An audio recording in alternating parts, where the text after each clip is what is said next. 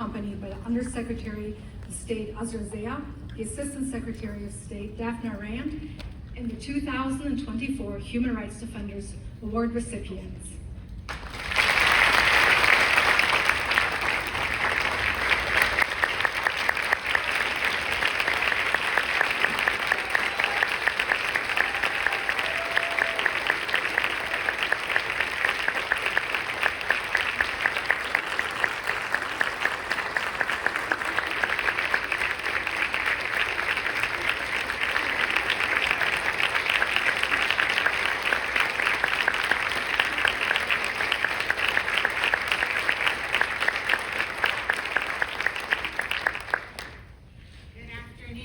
May I be the first to wish you a happy International Human Rights Day.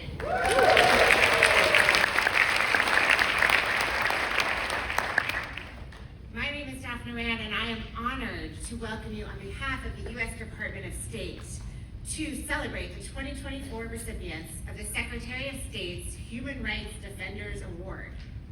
76 years ago today, after the wreckage of 2 world wars and the Holocaust, the United States joined countries around the globe to enshrine this idea of human rights into a universal Declaration of Human Rights. Article 1 of this declaration harkens, it seems as if almost to lift from our own Declaration of Independence. It reads, "All human beings are born free and equal in dignity and rights. They are endowed with reason and conscience and should act toward one another in a spirit of brotherhood." In the decades that have followed, from the installation of a new democratic government in Argentina on this day in 1983 to unprecedented national protests demanding individual liberty in Hong Kong in 2019, societies continue to celebrate December 10th. Today, on this December 10th, let's signal our generation's intent to continue the fight for freedom. From Havana to Tehran to Caracas, those who defend human rights are being silenced and jailed. In Afghanistan, we condemn the Taliban's egregious discriminatory policies toward women and girls. Let's use today to celebrate strong civil societies and the tenacity and persistence of those who continue to hold out hope for a better future. And here we must say the future of Syria belongs to its people, of all faiths, of all backgrounds, and those who have demanded basic liberty, tolerance, and dignity for all. It takes extraordinary courage to be a champion and leader, to defend human rights when they are being targeted and they are under threat. And that is why we are here today. In a moment, you will hear about these extraordinary champions we are welcoming to Washington, D.C. But first, let me be the first to thank our incredible champion. Mr. Secretary, with grit and perseverance, you have shown all of us in this building your commitment to the cause of human dignity and how central it is to our national security efforts. Thank you.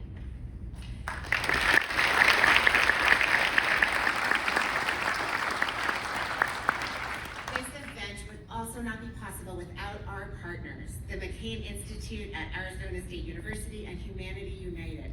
Thank you to Evelyn Farkas and Srit Gopal, and you and all of your teams, all you have done to support these phenomenal individuals. And with that, it is my honor to introduce another incredible human rights champion, an individual who has served with great distinction and cares deeply about this department, the one and only Undersecretary of State, Azra Zaya. She will now introduce the Secretary of State.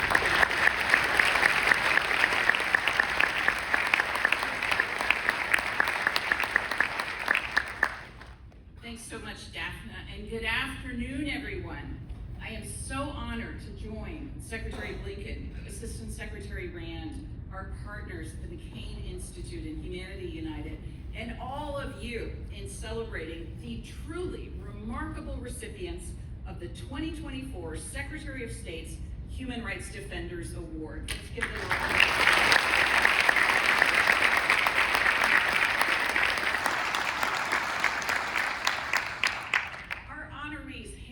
Diverse countries from Azerbaijan, Bolivia, Burma, and Colombia to Eswatini, Ghana, Kuwait, and the Kyrgyz Republic. But together, they are united in their personal courage, drive, and resilience to defend human rights and fundamental freedoms. As we celebrate their contributions, we also recognize the significant hardships and dangers they, and often their family, friends, and communities face due to reprisals against their work, threats, harassment, unjust imprisonment, torture, and even death. There's perhaps no greater example of these hardships than one of our award recipients, for whom there is an empty chair, Rufat Safarov, who, while preparing to travel to the United States to receive this honor, was unjustly detained by the Azerbaijan government. We strongly condemn this arrest and call for his immediate release. And we must also recognize today Tulani Maseko of Eswatini, who is represented here by his wife. Tulani should be here today to receive this award for his vital human rights and democratic reform efforts. But he was taken from this world all too soon by brutal killers who still evade justice. Now, while recognizing the remarkable individuals we're honoring today, we also acknowledge that human rights defenders are not alone in their courageous efforts.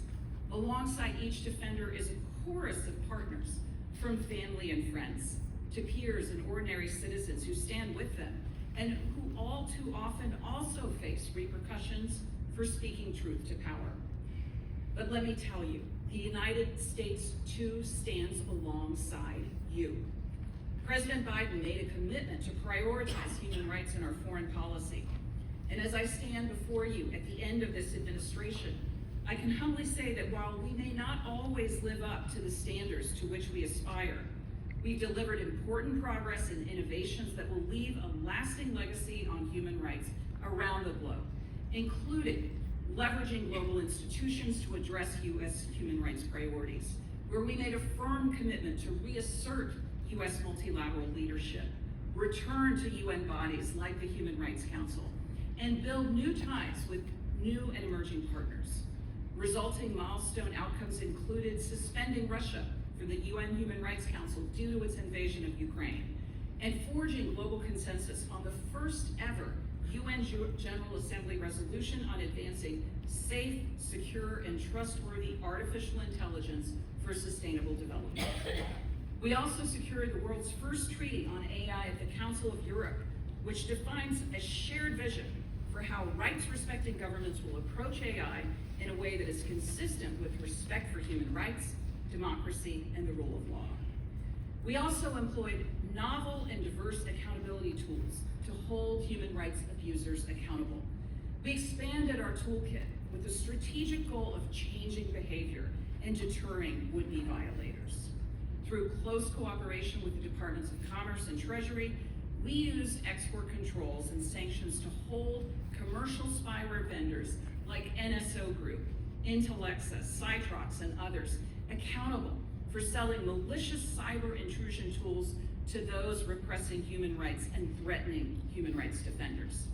Here in the State Department, we furthered these efforts by implementing a new policy that places visa restrictions on individuals who misuse commercial spyware or derive a financial benefit from the misuse of this technology, as well as their family members. And finally, we tackled new and emerging threats head on.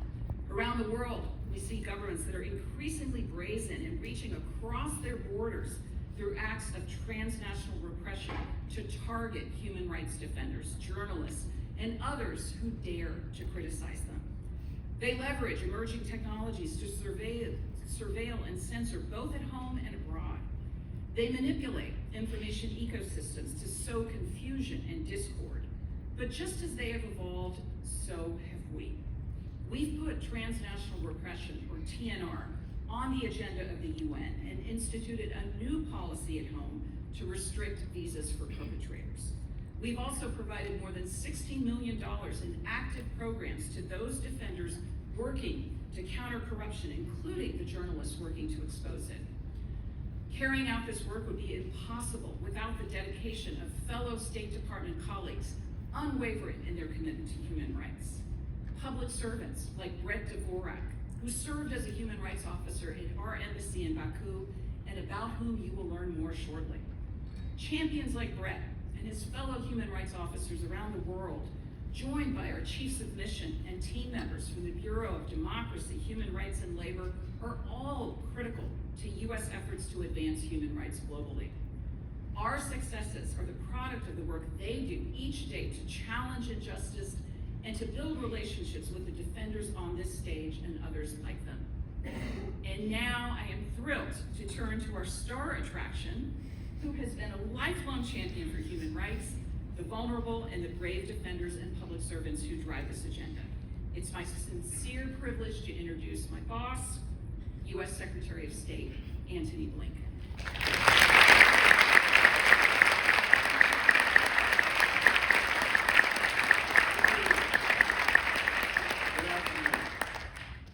Welcome to the State Department. Let me just start by saying how deeply I appreciate the extraordinary leadership we have from Azra Zaya and Daphne Rand in carrying this agenda forward for the department, for the country, for the world. The mission that is the advancement and protection of human rights couldn't have two greater champions, and we've been blessed to have them here at the State Department these last few years. I can't think of a better way to celebrate Human Rights Day than by honoring these truly remarkable individuals.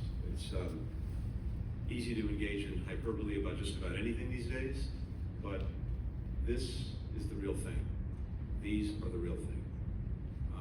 And you'll hear a little bit more about them in just a few minutes.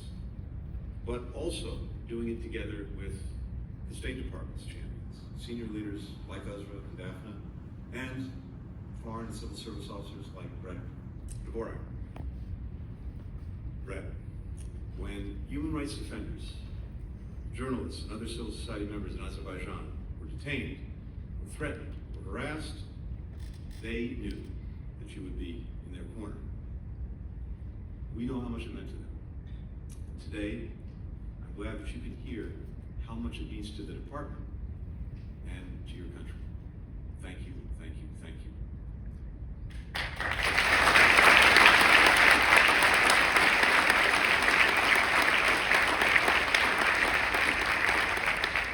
We're also so grateful to be joined today by many of our civil society partners in this work, including the McCain Institute and Humanity United.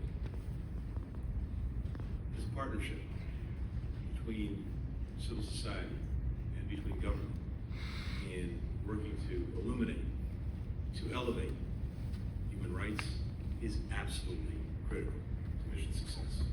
And so we couldn't be more pleased to be working with you and more grateful for your presence today. As you heard from Azra, from the outset of this administration, President Biden has made advancing human rights a top priority. And that's simply because everyone, everywhere, is entitled to these rights, including people in the United States. And it's because we know that a world where human rights are respected is profoundly in our interest.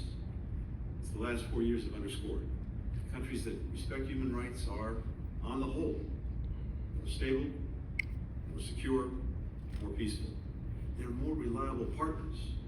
They're better stewards of our shared planet. At the same time, we've been very open about the fact that the United States does not always live up to these standards, either at home or in our relationships around the world. Rather than try to hide these shortcomings, rather than trying to ignore these tensions, we grapple with them out in the open, striving over years, over decades, even over generations, to close the gap between our principles and our practice. The conviction that we have a strategic interest in upholding human rights is one of the things that distinguishes democracies like ours from autocracies, particularly those autocracies that are trying to rewrite the rules, rewrite the rights that have defined the international system since the end of the Second World War. These authoritarians believe that governments can do what they want to people within their borders and increasingly beyond their borders as well. In fact, the relationship between how a government treats its own citizens and how it acts in the world is clear and profound. They dismiss the Universal Declaration of Human Rights as some kind of Western construct, even though its architects, the countries that adopted it, the people who have shaped it, and shaped its evolved understanding in the decades since, have actually come from all around the world. The individuals that we honor today are a living rebuttal to this claim. Their very diversity shows that human rights are not the heritage or the aspiration of any one nationality, any one faith, any one ideology, any one region, or any other characteristic. They're universal, and people around the world are willing to take the most extraordinary risks, endure the most profound hardships to make them real. Today's honorees have a lot to teach us about how the United States can be a more effective partner to human rights defenders around the world. But let me highlight a few of the lessons that I think we can draw from their experience. First, these awardees show the power of finding new tools and new methods to document abuses, to empower victims of vulnerable populations, and inform the public about their rights. In 2000, during Colombia's brutal civil war, paramilitaries attacked the Afro-Colombian community of Papuan, killing, torturing, sexually assaulting residents, driving them from their homes. In the aftermath, Juana Alicia Ruiz joined other women from the community to create a project to help survivors recount their abuses, to process their traumas through quilting. Juana's advocacy eventually led a Colombian judge to require the government to build a museum to educate the public about the massacre and to promote reconciliation. In Ghana, vigilante groups use social media platforms to organize mobs to attack LGBTQI+ people, as well as to entrap, to blackmail, to harass them. As these attacks increase, Ghana's Supreme Court is considering legislation that would criminalize people for identifying as LGBTQI+, as well as threaten Ghanaians' constitutionally protected freedoms of speech, press, and assembly. In this context, Ebenezer Piga and his organization started developing and distributing daily virtual updates that provide thousands of community members the information they need, like how to avoid vigilante groups, how to safeguard private online communications. He's also partnering with social media organizations to deplatform individuals and groups that are targeting LGBTQI+ people. Do we have a glass? Let's see, there's some water. Usually there's some. If we can get our friends some water, that'd be great. Thank you. Second, our honorees show how survivors can become advocates. Mariana Bunda left her home in the Philippines for the promise of a good paying job in Kuwait. Instead, when she arrived, she was forced to work as a domestic laborer, where she endured exploitation and abuse. Determined to prevent others from experiencing what she experienced, she teamed up with fellow workers to create an organization called Sandigan, which means something to lean on in her native Tagalog. The organization advocates for the rights of domestic workers and other migrant laborers in Kuwait, playing a critical role in passing legislation to improve their rights and their protections. When Rufat Sakharov, we've already heard reference, blew the whistle on corruption and other abuses he discovered while working in the Prosecutor General's office in Azerbaijan, he hoped those responsible would be held accountable. Instead, Rufat lost his job. He was falsely accused of bribery. He was sentenced to 9 years in prison in a sham trial. Upon his release, he founded an organization to help people who are targeted for defending human rights, for documenting graft and other legitimate activities that a government doesn't like. The Defense Line observes their trials, it visits them in prison, provides support to their families. It raises awareness about their cases throughout the international community. Third, every one of these awardees has prioritized contributing to a broader community of advocates. Not only makes them better at what they do, it strengthens the network of people around the world who are working to advance human rights. In the time since the Kyrgyz government adopted legislation that made it harder for civil society to raise funding and do their work, Ida Jumana Zarova has provided groups with aid and advice on how to keep operating without running afoul of the law. At the same time, she's effectively lobbied Parliament to remove or temper some of the harsher provisions of the law, such as one that would have allowed the government to lock up violators for up to 10 years. Because of Ida's efforts, countless NGOs and media organizations are still able to do their work in the Kyrgyz Republic. Monroy Leon has been a champion of fellow human rights defenders and journalists in Burma since he came across the Universal Declaration of Human Rights at the age of 19. The Declaration inspired him to write about the experiences of his native Chin Christian community, which, like so many of Burma's ethnic and religious minorities, has been brutally repressed for decades. Since leaving Burma after the 2021 coup, he's worked with defenders to document violations, to generate international attention, to stop ongoing abuses. Finally, the defenders remind us that making progress on these issues requires bravery, requires resilience. Above all, it requires dogged persistence. For these individuals, advancing human rights, it's not a job. It is quite literally a lifelong mission.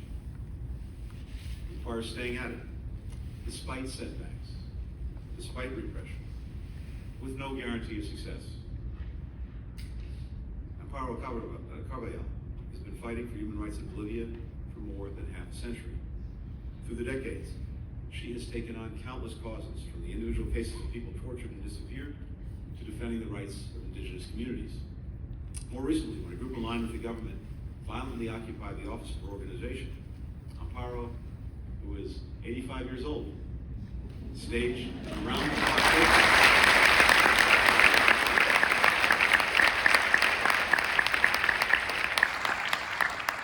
She held her ground for 52 days, sleeping outside in freezing temperatures, all while battling cancer. When the occupiers eventually agreed to leave her organization, Amparo said, and I quote, "I find myself strengthened because I never sold myself out," which can be said for her entire life. And I think you can tell you do not want to be on the other side.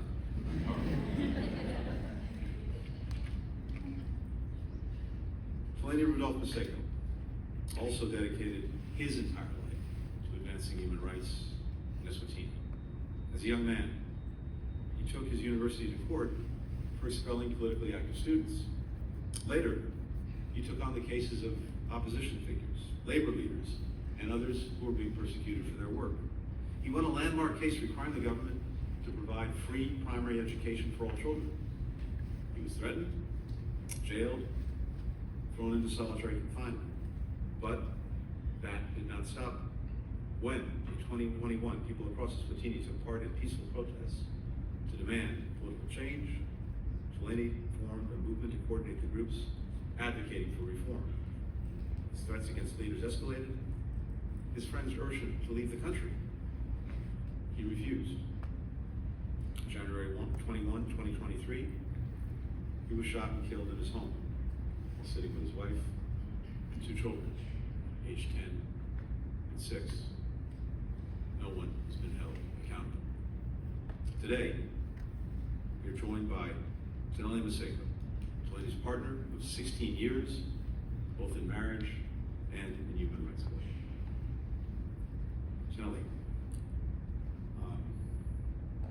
none of us can imagine, fully appreciate what your family have been through, the sacrifices you've made. You honor us with your presence here today. We're so proud to stand with you in demanding justice for your husband. Now, one chair, as you will have noted, is empty on the stage next to Tlaini. It belongs to Rufat Safarov, the Azerbaijani human rights defender that I spoke of just a few moments ago. Last week, just hours after visiting the U.S. Embassy in Baku to get his visa to travel here for this ceremony, Rufat was detained by security officers, and he's since been placed in pretrial detention.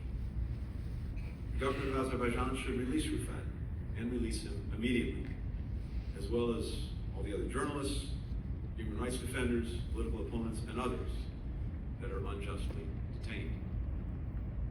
In a social media post shared on Rufat's behalf shortly after his detention, here's what he wrote. I'm not unhappy with my life. I have chosen dissident life. It's a privilege to defend people and defend humanity. Of all we can learn from these honorees, maybe the most important thing is their bravery. It's the choices that Rufat, that Delaney, that every defender on this stage, as well as so many others whose names that we may never know, the choices that they have to make every single day. Choices they make knowing the profound risks because they believe so fervently in the rights and the dignity of their fellow human beings. That includes so many human rights defenders in Syria who never gave up over 14 years of conflict and relentless efforts by the Assad regime to extinguish them, and who now have renewed hope that the perpetrators will be held accountable. The choices made by these remarkable individuals, they also pose a challenge to each of us, a challenge to ask ourselves, what could we accomplish with even a fraction of their bravery and dedication? That's a question that we must ask as citizens, and especially as people privileged to serve in government. And so, to our honorees today, to everyone fighting for human rights around the globe, I urge you to keep setting the example. Keep challenging us to prove worthy of your courage. Keep holding us accountable. You'll make this country better. You'll make the world better. And to each and every one of you, I say thank you for the inspiration. Thank you for what you show us, the best of humanity, every single day. Congratulations to each of you.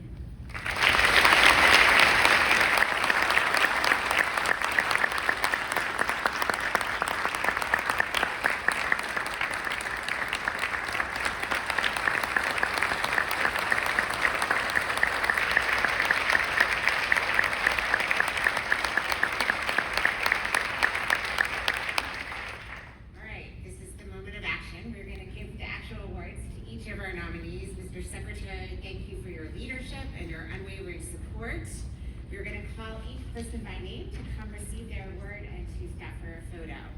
So first we'll start with Ebenezer Piga, our committed advocate and pioneer in the fight for equal rights.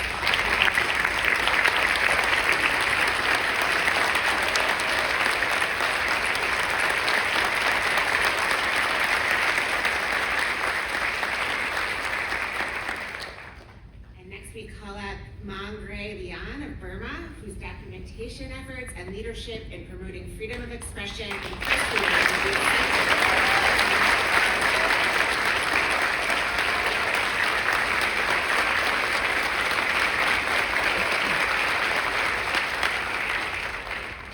And next we call up Mary Ann Abunda, who as a survivor of human trafficking has demonstrated exceptional courage and resilience in her efforts to combat the exploitation and abuse of domestic workers.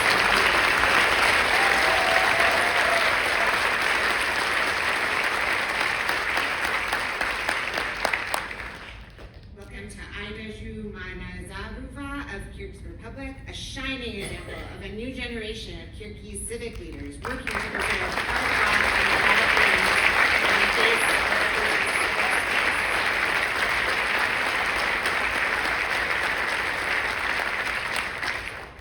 Wanali Ruiz of Colombia, who has dedicated her life to fostering grassroots reconciliation among communities in the aftermath of Colombia's 50-year.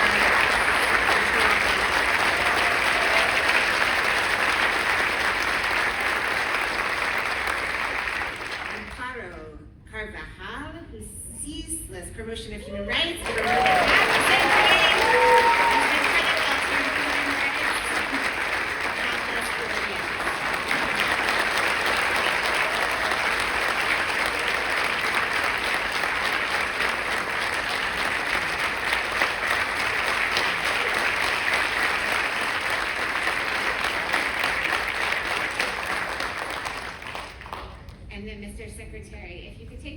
Award and stand by the MG chair, we want to honor Mr. Rufat Safarov of Azerbaijan, our indefatigable advocate for accountability and the release of all individuals justly detained. Rufat is not with us today because he has been unjustly detained for his human rights work.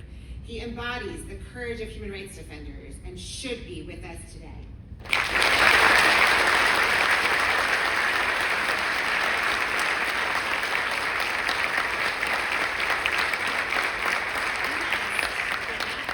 Certainly not least, we have Tulani Maseko of Eswatini. And to accept his award posthumously, his wife, Taneli Maseko. Tulani's life inspired the people of Eswatini, the reformers and defenders everywhere to believe in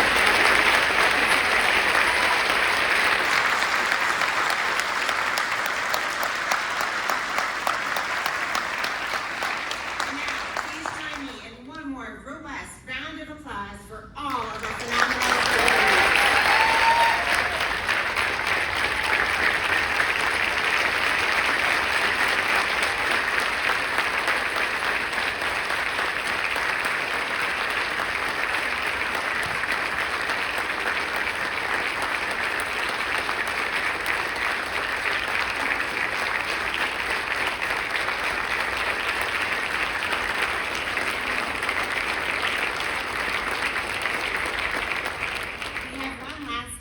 That we want to give, and you've heard about this individual. As we honor the relentless pursuit of human rights defenders around the world, we too, here in the United States, have a responsibility to do all that we can to ensure that we advocate for them as part and parcel of U.S. diplomacy. In Washington and around the world, our staff at the State Department maintain regular contacts with human rights defenders like these, and they understand the challenges they face, their concerns, and they think of creative ways to assist them. Our embassies, that I want to honor today, all of our embassies, have dedicated human rights officers who are continuously thinking up new ways to innovate and modernize to meet the pressing human rights challenges of the day. Each year we offer an award, and after many, many submissions from all over the world, from countless ambassadors who extolled the human rights work that was being done, one individual stood out. Today we honor Greg Dvorak. You are the recipient of the 2024 Department of State Human Rights and Democracy Achievement Award. Thank you for your exemplary work in promoting human rights.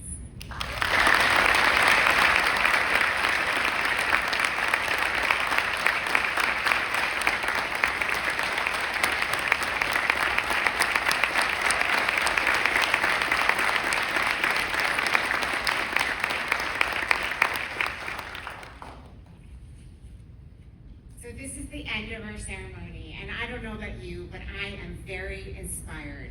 Thank you so much to our partners in civil society, to our staff on the Hill who are here with us today, to friends across the U.S. State Department and U.S. government for celebrating and commemorating Human Rights Day. As the Secretary noted, human rights are universal, and people all around the world, just like those we've honored today, are willing to take great risks. Thank you again, Mr. Secretary, for your leadership and your support for all of our efforts to protect and defend these individuals.